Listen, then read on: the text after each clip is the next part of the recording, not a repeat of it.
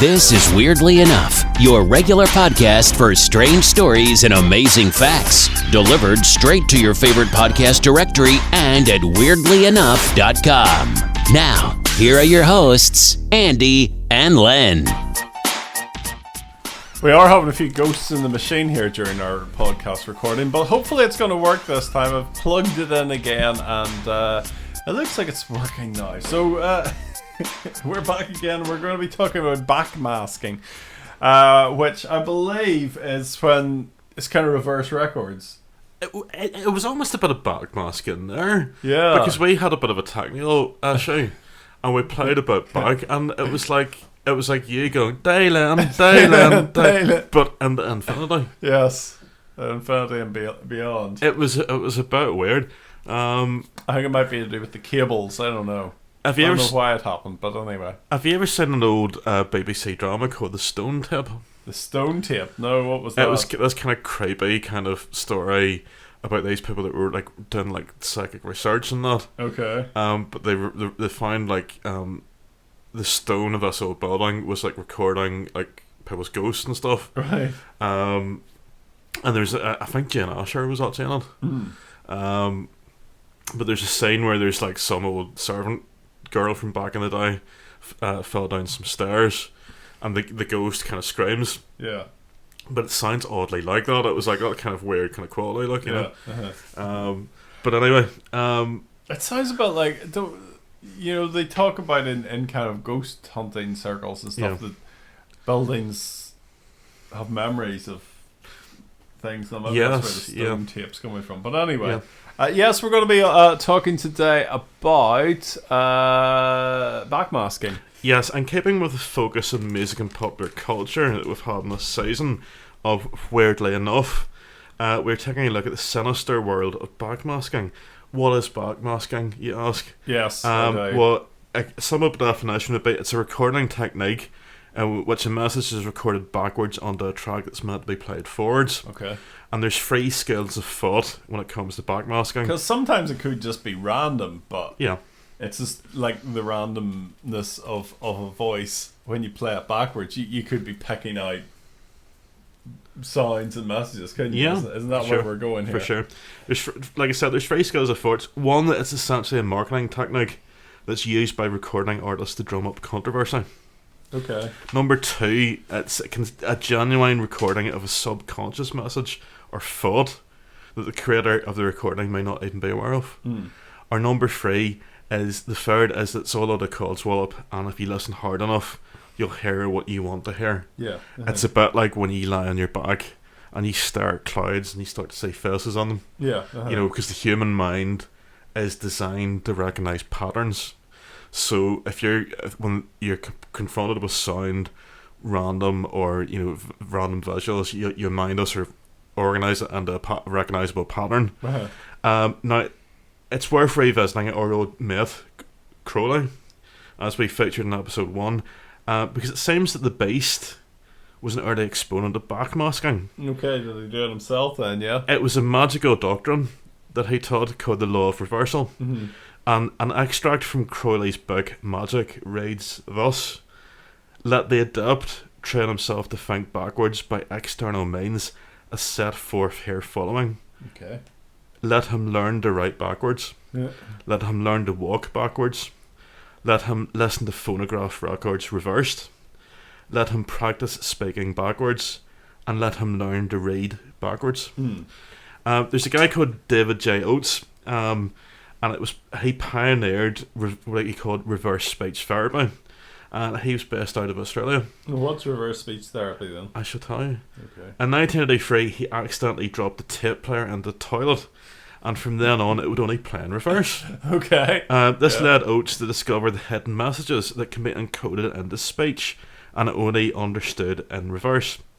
Oates went on to write 5 books on the subject and had a regular magazine called Backtalk. And he did lectures and he ran training courses in how to practice reverse speech therapy, because he said it was good for getting into the subconscious and stuff like that as part of your psychological therapy. Yes. And that. There's another guy called John Kelly, who's another advocate of studying reverse speech as a method of getting to someone's true thoughts and emotions.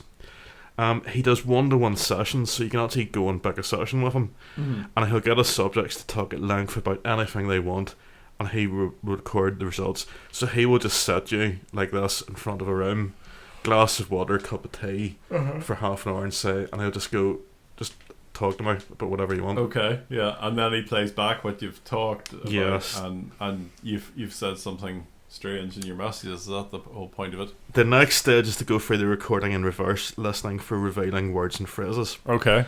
In a 2013 radio interview, Kelly included recorded examples from his therapy sessions. One example was a woman who was recalling her younger brother's tragic death in a car accident. And when he replayed the speech backwards, the phrase that stood out was "better hold on to him." Strange. So she said this in reverse. Yeah. okay. And whenever you played it back, most of it was unintelligible. But the phrase "better hold on to him" stood out. Right. So you could actually hear that. Another one was a businesswoman who was just talking about her life and career. But when he reversed the speech, the phrase popped out, "Harry, life is only a lesson." Yeah. Right. So when you're playing it back, it goes, "Harry, life is only a lesson." Literally like that. Kelly alleged that this technique enabled him to discover top secret facts about the US military shock and awe tactics 2 years before they were actually put into practice in the Second Gulf War in 2003. As in, politicians and military figures were given speeches, but when you reverse the things, it was all coming out. So his argument this was subconsciously being revealed because it was something that they were thinking about at the time. He says the truth will always reveal itself eventually, and this is one venue via where it can be done, but you have to become an active listener. The messages are encrypted, so you have to get involved in decrypting first before you can receive that information. And he has a website that you can check out called www.yourinnervoice.com. So I might actually have a wee listen to that later and say, hopefully there'll be maybe stuff in battle that might be worth listening to, like, Have you ever heard of a guy called John Todd? No, I haven't. John Todd is a very mysterious figure. Some people actually question his existence, but the story goes that he was a record industry insider and whistleblower whose take was that the record industry was infiltrated by occultists, okay, and sort of witches and people like that. In the 1970s, John Todd gave a series of lectures and made some shocking claims about what he alleged went on behind the doors of the record industry. He claimed to have been an employee at several of the big corporations at the time and was manager of Zodiac Productions. In the 1970s, this was the largest music conglomerate in the world, which owned RCA Records, Columbia Records and Motown. He alleged that he had a conversation with David Crosby of Crosby, Stills, Nash and Young shortly after Todd had left the industry. Okay. And he said, and this is what he was talking to David Crosby, and he says, "Do they still bring the master tape to the Temple Room?" And Dave Crosby said, "Yeah." And I said, "Do they still have the coven conjured demons into the master?" He said, "Of course." I said, "Now I gotta know something. What's the main reason for rock music?" He said, "The same as when you were in it, so we can place spells on people that we couldn't cast spells upon." I said, "Okay, one last thing. I've been hearing that you must be an initiated witch now to get a record contract." Right. He said, "That's right. Many of us that weren't total witches have to be..." Well, it begs the question, what's a total witch as opposed to maybe like a part-time witch? Sure. Many of us that weren't total witches have to be witches now in order to produce music. In the course of his talk, Todd went on to explain that on the night of a full moon, a master recording of a song or album, which provides the context for every vinyl, CD or cassette copy that gets released to the public, is taken to what they call a temple room that all major record companies have in their head offices. Right. The master tape is then placed in the north of the temple room on an altar. So all record companies have a temple room. Apparently, yes. So in front of this altar there's a pentagram carved onto the floor. I'm not saying I believe us, by the way. Yeah. I'm just putting it out there, A coven of 13 hand chosen witches come in, and in the course of an occult rite, cultural conjure up a demonic power and order the demons to follow every individual copy coming off the original master. So basically, if you've got a record, there's a little demon For on every record, yeah? Yeah, there's a little demon on There's it. been a lot of little demons about. Yeah, so whenever you get, like, you know, now that's what I call music, you know, Yeah. 105 or whatever, there's a wee diamond on it, causing mischief. Rock music is not just a song, it's a supernatural music which is carefully designed by their spirit guides in the form of spells. Much of the songs are written in what we call witch language. To give you an idea, many of you talk on a CD. This was the sub night. Yeah. Unless you know what a smoky is and a 10-4 and a front door, back door rocking chair, which I don't know. I've never done CB. Sounds a bit loud. Are they CB things? I don't know. And these types of things, you don't know what you're talking about. Same with witches. When you're in the first or second level, you have to learn over 2,000 words that said by anybody else means something totally different than when you said. Yeah. Todd goes on to give Hotel California by the Eagles as a good example of a song which most folk have heard and they think they know what it's about, but where the actual deeper meaning is different from what it seems to be about on the surface level of the song. So he alleges that it's written in witch language, so it's not actually what it's about. It's Right. like all secret kind of terms. Allegedly, I think Elton John's talked about witch language. Right. Some of his songs were written in what they call Witch witch language. language? Yeah. The Beatles song Helter Skelter is actually in witch language because nobody knew what it meant, but it actually refers to. Do you ever remember Charlie Manson in the 1960s? He and his cult, he had a project called Helter Skelter, Yeah. and it was this kind of crazy thing where they were gonna like initiate this conflict that would like basically destroy society, and then him and his group could kind of take over. It was like real mad stuff, Right. like, you know. But allegedly, the Helter Skelter by the Beatles refers to that kind of idea. Manson did because he belonged to the Process Church of the Final Judgment, which was a kind of weird, creepy cult. Helter Skelter is a several thousand-year-old word. Most of the music is either about Helter Skelter or a place called the Night Winds, which apparently is what Hotel California is about. Right. And different doctors of witchcraft. Kiss have openly bragged how they were gaining control of people through their music because people played their music. They told how they didn't form their own group, their church, because they were ordained ministers of a Satanist church which placed them together. And sort of like, Kiss? Yeah. sort of like a boy band formed by Satanists, basically. There's a thing you can go on a holiday called a Kiss Cruise, where you get to meet them and do cookery lessons and stuff with Kiss. I'd be scared to meet them after this, to be honest. I know, They might exactly. aid you. Yeah. Note, researchers into this areas of the cult said that in many satanic temples, the congregation will recite the Lord's Prayer, but they'll start with Amen and say Nema, and then progress in reverse, because it's like Crowley, it's all done in reverse. It's all hard work, this stuff, isn't it? Doing all this. To be honest, I wouldn't have the energy for it. I know. I prefer a cup of tea, to be honest. It's like that sort of thing, you know, and Father Ted, I wouldn't have the energy for the old racism. Yeah. Now to just like to have a cup of tea. Cup of tea. I'd be the You're summer of that sort of stuff. Examples of backmasking from Madge at the start, Madonna. Some think when you play Justify My Love by Madonna, specifically the chorus line Justify My Love, you can hear the words I Love Satan Right, when you play it back. And Madonna did a remix of this track with Lenny Kravitz called The Best Within Mix, where the lyrics were replaced with verses from the Book of Revelation.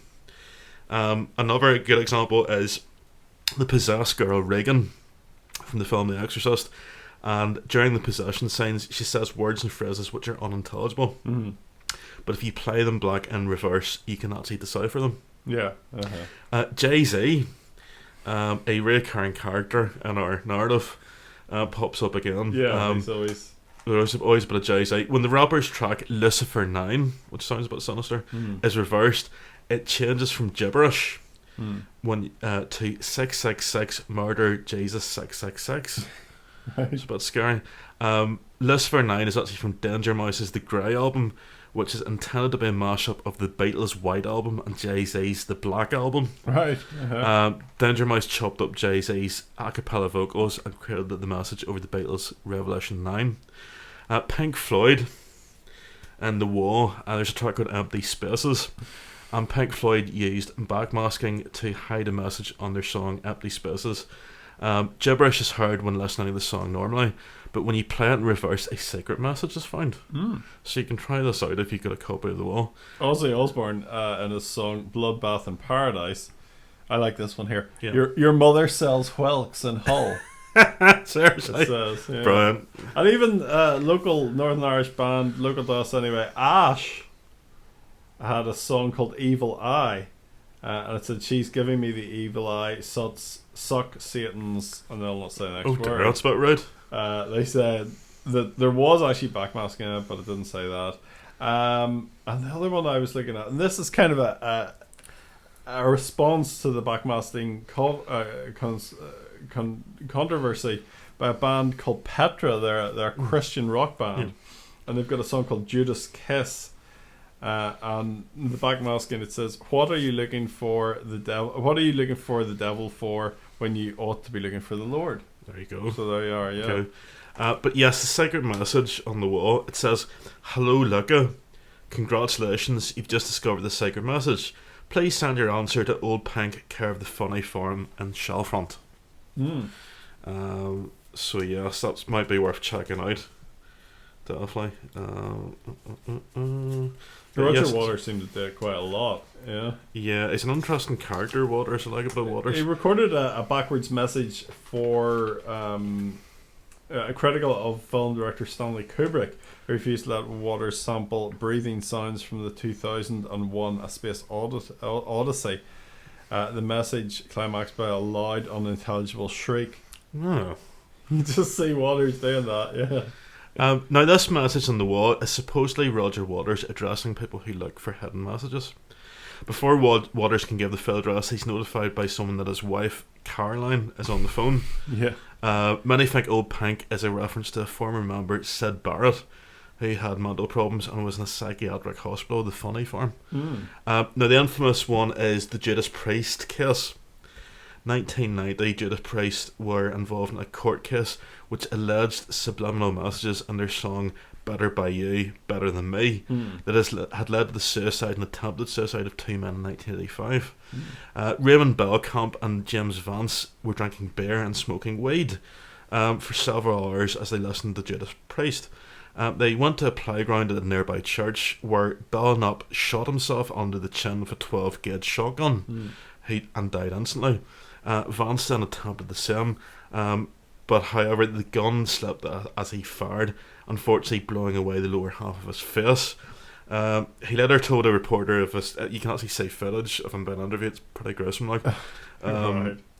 He later told a reporter of a suicide pact he made with Belknap, saying, "We had been programmed, I knew I was going to do it, I was afraid, I didn't want to die, it's just as though I had no choice." And unfortunately he went into a coma some years later and died.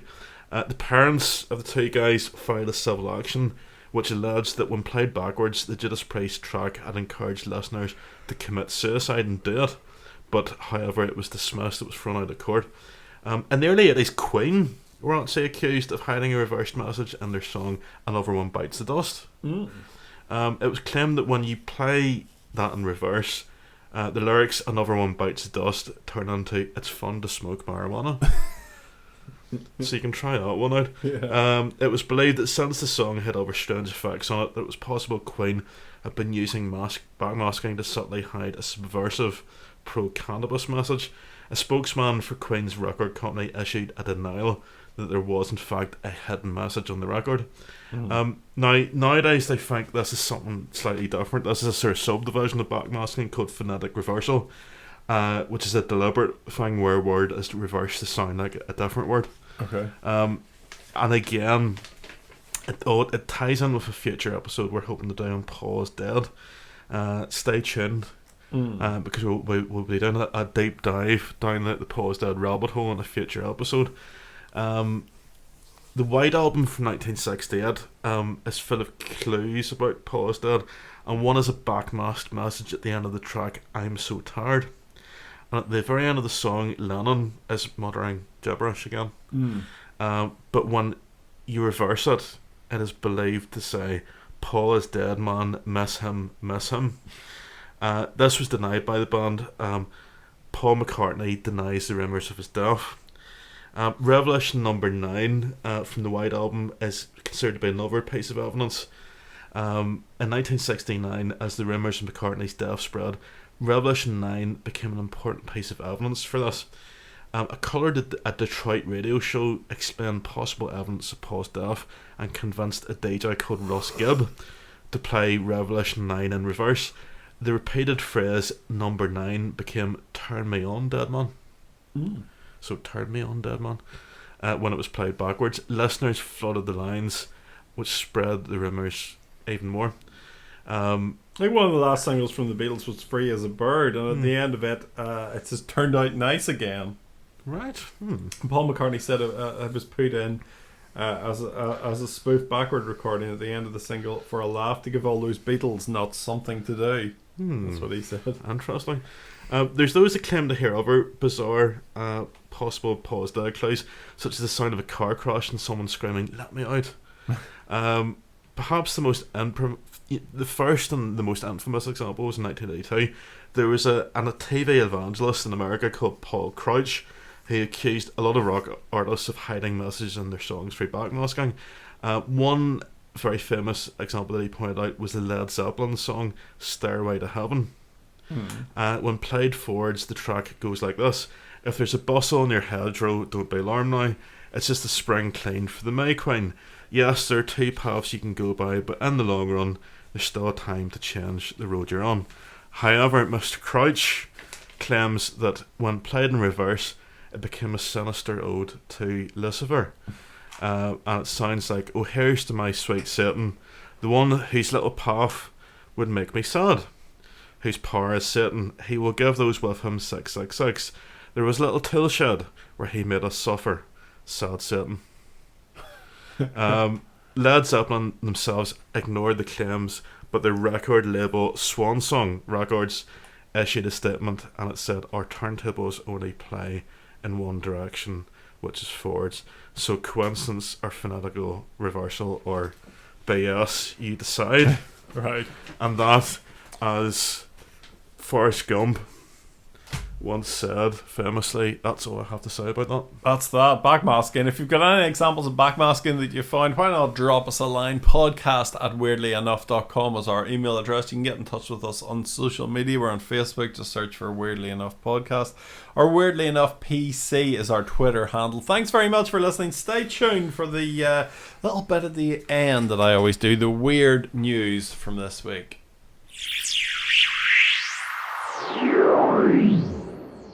Our critics we got a bit of a mixed response in terms of comments on the old socials. Yeah, somebody said they couldn't make out our accents. They basically implied we weren't speaking English, which I thought was a bit...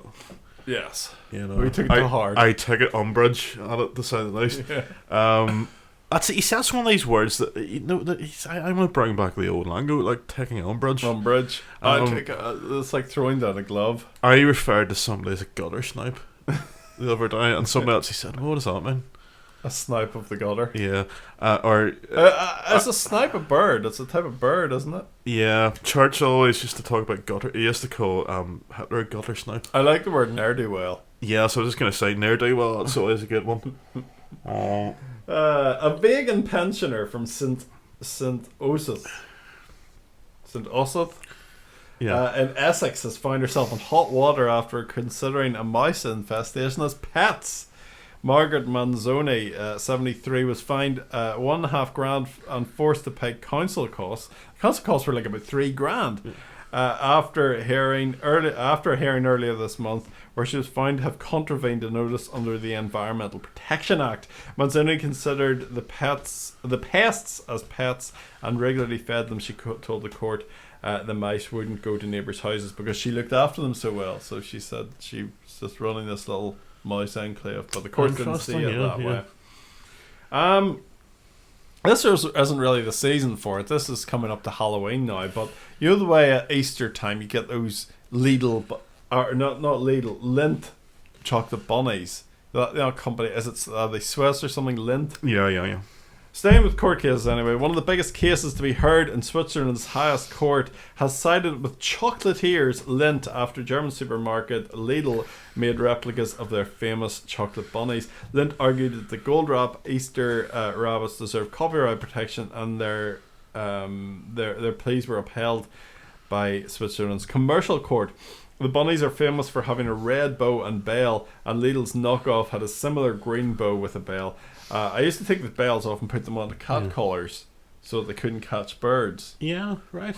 Yeah. The ruling went on to say that the chocolate should be melted down to produce another product rather than being wasted. However, no mention was made on what to do with the bells.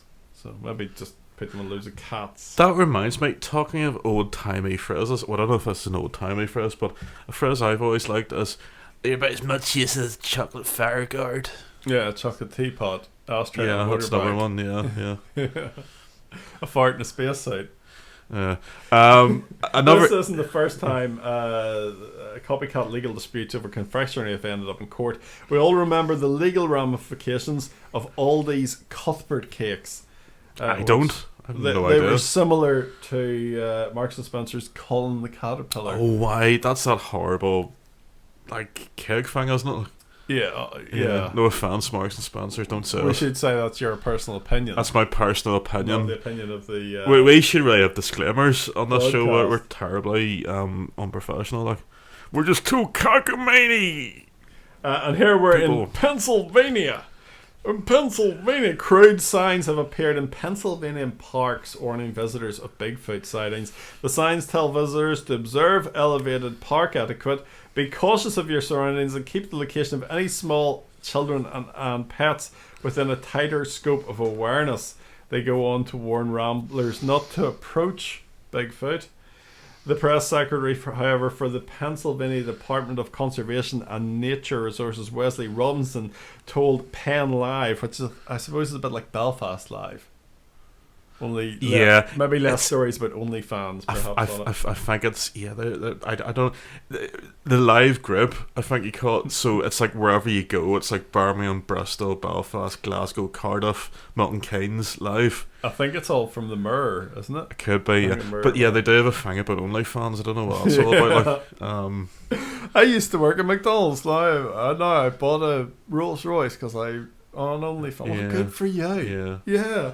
Anyway, I've often thought, if things if the podcast doesn't work out, I might do OnlyFans as like a backup kind of thing.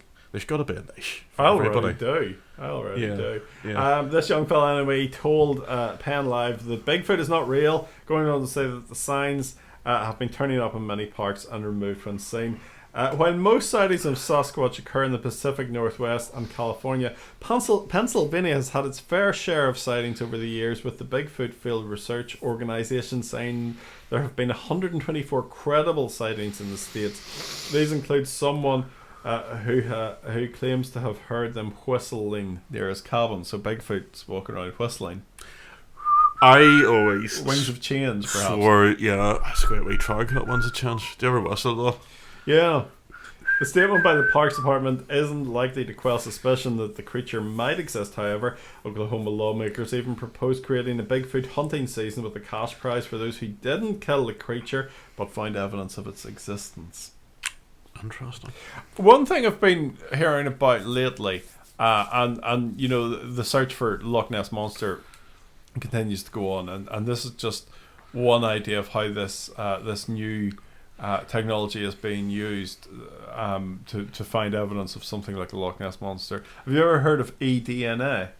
No. Environmental DNA. Right, never heard of that. So if you test a water sample, it's now possible to pick out all the different little bits of DNA that are in that. Yeah. So you might have like cells from a fish or cells from, I don't know, a person that's stayed in the water, and you'll be able to test all these and find out all the different little things, environmental DNA. It's just something that I suppose it could be used in crime scenes and things like that as well. It's something that's coming into science at the minute. Quite interesting.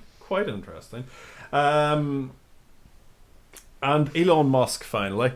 Elon Musk has brought out a perfume which he's calling Burnt Hair. It's already sold 10,000 bottles to net the billionaire another $1 million in just a few hours. The website for the product says it contains the essence of repugnant desire.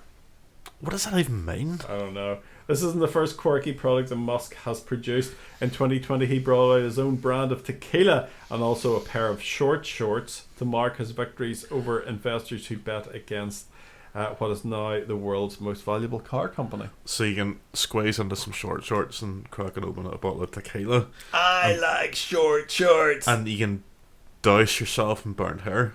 Burnt what? Hair. Burnt hair. Yeah. Yeah, I thought you said burnt hair. Hell. So, yes, I mean... sorry, we have been getting very silly in this podcast, but why not? Some of us like... some people like our accents, so... Yeah, so deal with it. Deal with it. Keep the comments rolling in, though. Keep the comments A bit of going. interaction with the fans. We should actually have... the way people meet the fans. Yeah. We should say when we actually have fans, we should maybe do that. Like, we have an audience with. We could go to the Comic-Con type things and yeah. people pay us $10 for an autograph and stuff. I saw a picture on Facebook recently. It was a guy dressed up in a Star Wars uniform, sat down at a table, and the caption said, "My father was signing autographs. He was never in Star Wars." Some guy just randomly, and people are coming up getting the autographs. Do you know one thing I've never understood? Cosplay. That's a weird thing that sort of... Is it a sexual thing? I think it is, to be honest. Like, I think it is, but isn't at the same time. It's like furries. Have you ever come across that? There's a game I played. I'm into my games. There's a game called Horizon where you're this girl with like red hair, right? And there's piles and piles of stuff on the internet of people dressed up as her and really elaborate costumes and stuff. Yeah, it's like there's a game called I think it's a game anyway. Something about the Borderlands or something like that. Oh, you know your games, you know about it. But that's like a whole thing. Right. The cosplay, this is like a whole sort of universe, you know? Anyway, thanks for listening. Don't get too scared. We'll be back with... don't you just love those personalised number plates? And you look at them and say, what is that actually trying to say? What does it say? I'm blind, I can't see. Shayama? I don't know. Yeah, Mightn't even be a personalised number plate. But I just...